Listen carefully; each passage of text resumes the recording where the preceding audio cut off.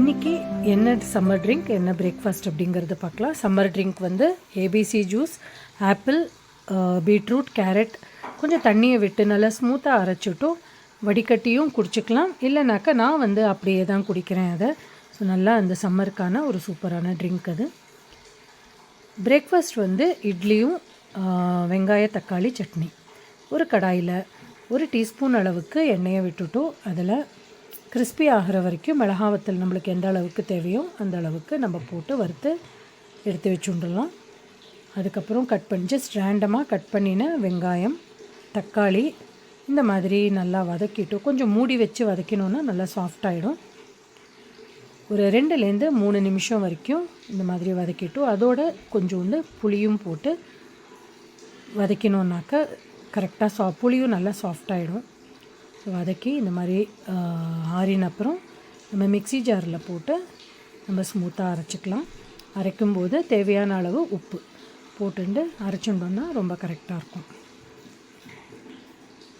இட்லி மாவு வந்து இந்த அளவுக்கு பொங்கி வரும்போது நம்மளுக்கு ரொம்ப சந்தோஷமாக இருக்கும். ஏன்னா இட்லி வந்து நல்லா சாஃப்டாக வரும்.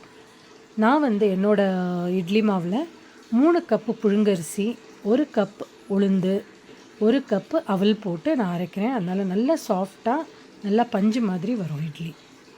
ஸோ பார்த்தீங்கன்னா இட்லியும் ரெடி ஆகிடுது. நல்லா சாஃப்ட் இட்லிஸாக ரெடி ஆகிருக்கு. ஸோ இன்றைக்கி வந்து பிரேக்ஃபாஸ்ட் வந்து இட்லி, தக்காளி வெங்காய சட்னி. சம்மர் ட்ரிங்க் வந்து ஏபிசி ஜூஸ் சாப்பிட்டாச்சு.